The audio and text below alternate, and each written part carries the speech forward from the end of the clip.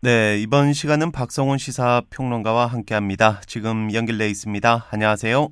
네, 안녕하세요. 더 나은 내일을 꿈꾸는 평론가 박성훈입니다. 네, 자 오늘은 좀 어떤 이야기를 나눠볼까요? 네, 오늘은 최근 이슈가 됐던 현대기아차와 애플카에 대한 이야기를 해볼까 합니다. 네, 네, 이 얼마 전 뉴스에서도 좀 떠들썩했던 것 같은데요. 이 현대 기아차와 또 애플카라고 하면 최근 두 기업이 협업을 하기로 했다가 뭐 결렬이 된 뭐 그런 내용이죠. 네네. 이 소문은 그전부터 있었어요. 애플이 전기차 시장에 진출하려고 한다. 현대기아차와 협력해서 만든다고 하더라. 이런 소문이 퍼지면서 현대차하고 기아차 주가가 막 치고 올라갔죠. 그러다가 외신에서 아직 확인된 바가 없다는 소식이 나오면서 또 긴가민가 하다가 얼마 뒤에는 뭐 이번엔 진짜로 협의를 진행하고 있다고 이렇게 보도가 되면서 시장의 기대감이 한껏 높아졌습니다. 네. 자, 그런데 이 애플이라고 하는 회사는 그 컴퓨터를 시작해서 이제 스마트폰까지 이 뭐 세계적인 IT 공용으로 불리기도 하는데요. 그런 애플이 이 우리나라의 현대 기아차와 협력을 해서 차를 만든다고 하니까 기대감이 상당히 이제 올라갔던 것 같은데요. 자, 그런데 이 협상이 결국은 결렬이 됐잖아요. 원인이 네. 뭐죠? 이 결정적인 건 애플의 비밀주의 때문입니다. 이 애플이 이전부터 기업 간 협업 같은 거 할 때 비밀을 상당히 중요하게 여깁니다. 근데 이제 여러 보도를 통해서 현대기아차와의 협력에 대한 이야기가 흘러나오니까 애플 입장에서는 현대 쪽에서 흘렸다 이렇게 본 거죠. 근데 이렇게 비밀을 중요시하면서도 애플은 또 자기 마음대로 비밀을 깨도 되도록 하고 있거든요.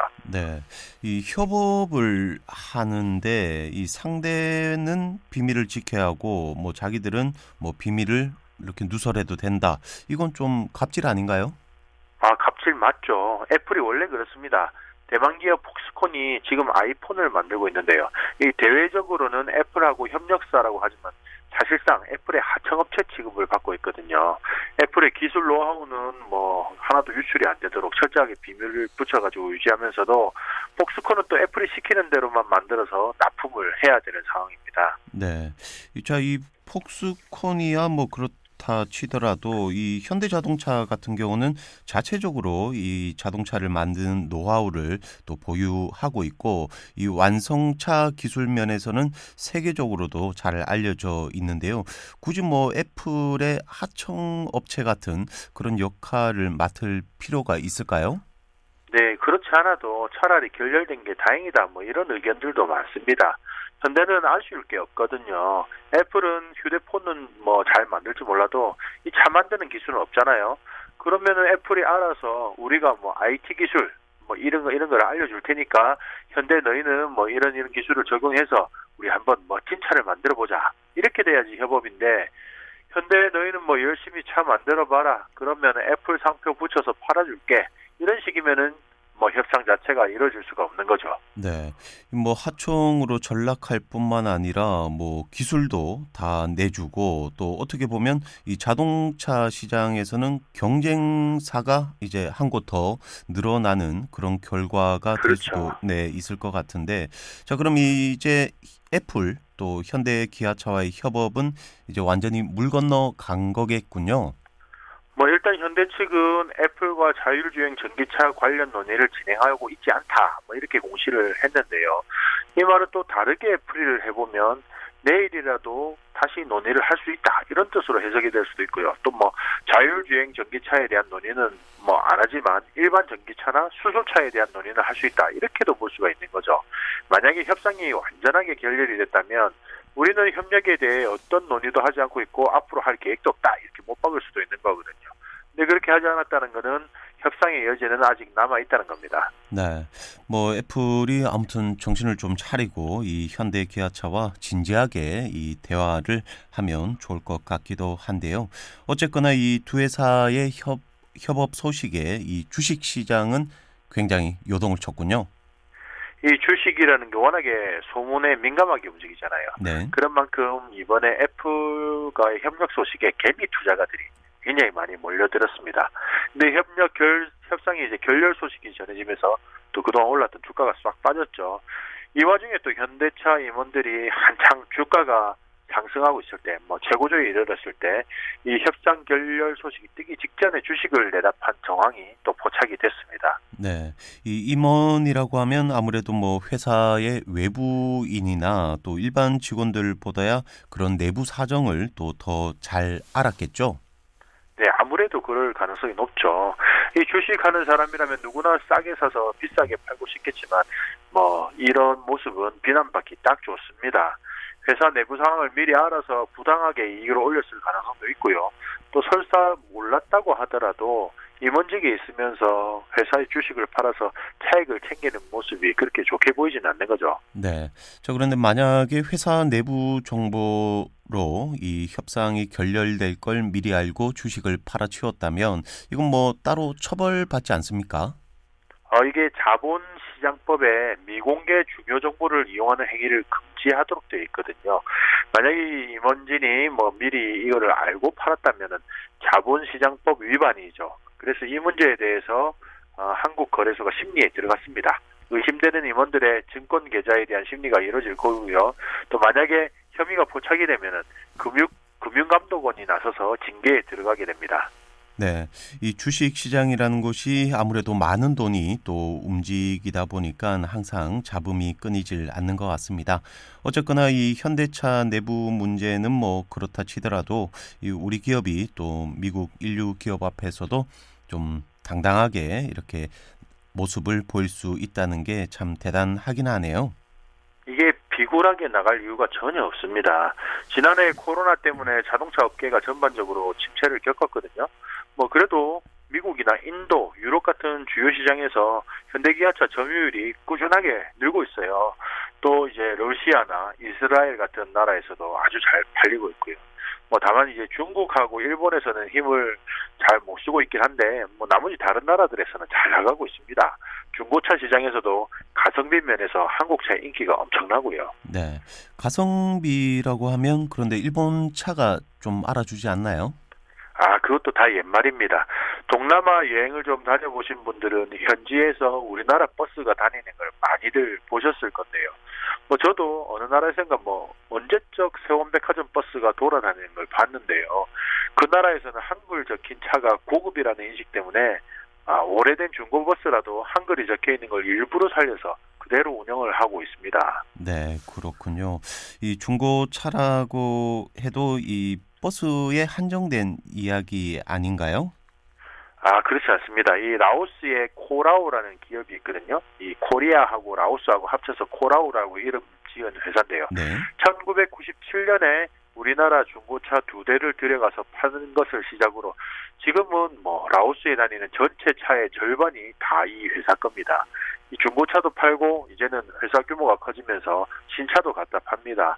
라오스에서 가장 큰 회사가 이 코라오라는 회사예요. 네. 한 국가에서 가장 큰 회사가 또 우리나라의 중고차를 유통하는 회사라고 하니까 정말 대단하긴 하네요. 이 라오스 전체 GDP의 10% 이상을 이 회사 혼자서 올리고 있으니까 대단하긴 대단합니다. 또 라오스 말고도 중남미나 또 아프리카에서도 우리나라 차가 인기가 많은데요. 특히 포토하고 봉고는 뭐 중고차 중에서 나란히 수출 차종 1, 2위를 할 정도로 선호도가 높습니다. 네. 이 중남미나 아프리카에서 포토 트럭을 많이 산다고 하면 아무래도 이 뭐 농사 짓는 데 많이 활용이 되는가 보군요. 맞습니다. 이제 커피나 바나나 이런 농작물 운송 수단으로 자주 사용되고 있고요. 농장들, 특히 이제 좀 저개발 국가들은 도로 포장 상태가 열악하잖아요. 네. 포터는 이런 뭐 열악한 환경에서도 오랫동안 운영해도 고장이 잘 안 나고 또 농작물을 잔뜩 실어도 뭐 퍼지질 않는 걸로 유명합니다. 네, 너무 고장이 안 나면 또 수출이 어려워질 것 같기도 한데 뭐 한마디로 보면 이 힘이 좋고 튼튼하기 때문에 이 포토를 쓴다 이 말이네요. 네, 그렇죠. 뭐 워낙에 힘 좋고 튼튼하다 보니까 일부 중동 국가에서는 이 포터 트럭을 악용하기도 하는데요.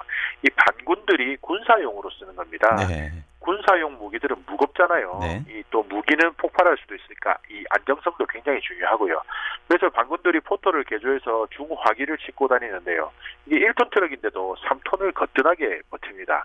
이렇게 개조한 차량을 테크니컬 트럭이라고 하는데 이 반군 영상을 보면은 포터트럭에서 기관총은 물론이고 뭐 대공 미사일까지 쏘고 난리도 아닙니다. 기동력까지 좋아서 쏘고 금방 도망가요. 네, 이 뭐 차량을 잘 만들다 보니까 뭐 이런 웃지 못할 상황까지 벌어지고 있는 것 같은데 아무튼 뭐 그만큼 우리나라에서 만드는 차량의 성능이 좋다 이 말이잖아요. 네, 그렇죠. 이렇게 우리 차는 지금 뭐 나오고 있는 신차도 잘 나가고 또 중고차도 잘 나가는데 아쉬울 게 뭐 있겠습니까? 게다가 우리는 또 수소차 기술까지 갖고 있으니까 앞으로에 대한 기대감도 높죠. 이 미국 기업인 니콜라한테서 현대한테 뭐 수소 트럭을 같이 만들자고 계속 러브콜을 보내고 있는데도 뭐 현대 쪽에서는 매몰차게 거절하고 있는 상황이지 않습니까? 네, 지금 뭐 수소차 같은 경우도 이 뭐 국내에서 많이 지금 개발이 돼서 나오고 있고 또 뉴스를 보니까 하늘을 나는 자동차 이런 개발도 지금 뭐 박차를 가하고 있다 소식을 전해 들은 것 같네요. 네네. 이 현대가 구상 중인 또 다른 핵심 사업이죠. 도심 항공 모빌리티 사업이라고 하는데요.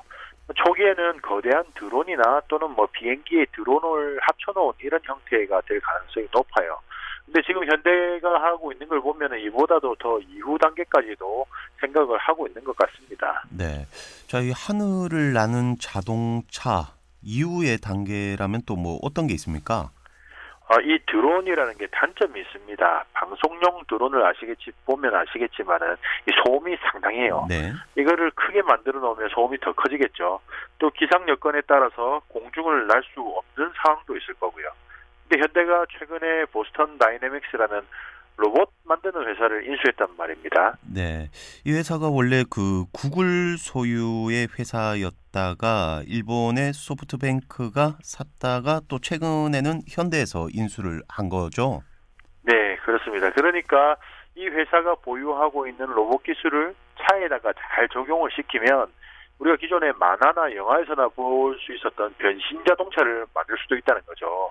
그러니까 평상시에는 자동차로 잘 달리다가 비행이 필요하다 싶으면 이 변신을 해서 하늘을 날아다니는 겁니다. 그러면 이제 자동차와 드론의 장점만을 모아서 적용을 할 수가 있게 되는 거죠. 네, 정말 뭐 영화에서나 아니면 꿈에서나 꼽을 만한 그런 이야기인 것 같은데 언젠가는 그런 날이 오겠군요. 네, 그렇습니다. 이 로봇 기술이라는 게 생각보다 우리 실생활에 상당히 가까이까지 와 있어요. 이 재난 현장에 대응하기 위한 로봇들도 뭐 벌써부터 만들어져서 계속 업그레이드 중이고요. 이전에는 대형 제조 공장에서나 볼 수 있었던 로봇들이 이제는 많이 소형화가 돼서 요즘은 치킨집에서 닭만 전문적으로 튀기는 치킨 튀기는 로봇도 나와 있습니다. 네. 또 인천공항에서는 뭐 청소를 하면서 안내해주는 로봇이 있기도 하고 또 울산에도 생겼던데 식당에서는 음식을 또 서빙해주는 로봇도 있더라고요. 네네. 그러니까 이제 이 로봇 기술하고 또 더불어서 인공지능 기술도 발달을 하고 있으니까 이제 간단한 일만 반복을 하던 로봇들이 점차 이제 복잡한 일들도 해내고 있거든요. 앞으로는 인력이 많이 필요하고 힘들었던 이런 배달이나 택배 분류, 뭐 농사, 건설 등에도 이 활용될 수 있는 로봇들이 계속해서 나올 겁니다. 네. 점점 더 이 생활이 편리해질 것 같습니다. 자, 그런데 또 한편으로는 로봇이 일자리를 다 차지한다면 사람들은 뭘 하면서 어떻게 먹고 살아야 하나 이런 생각도 드는데요. 자, 이제 마칠 시간이 됐습니다. 마지막으로 한 말씀 해주시죠. 애플은 아직도 하청으로 둘 회사들을 찾아다니고 있습니다. 우리는 뛰어난 기술이 있는데 숙일 필요가 뭐 있겠습니까? 지금처럼 자신감 있는 모습이 참 보기 좋습니다. 우리 기업 파이팅입니다. 네, 오늘은 여기까지 하겠습니다. 지금까지 박송훈 시사평론가였습니다. 말씀 감사합니다. 네, 감사합니다.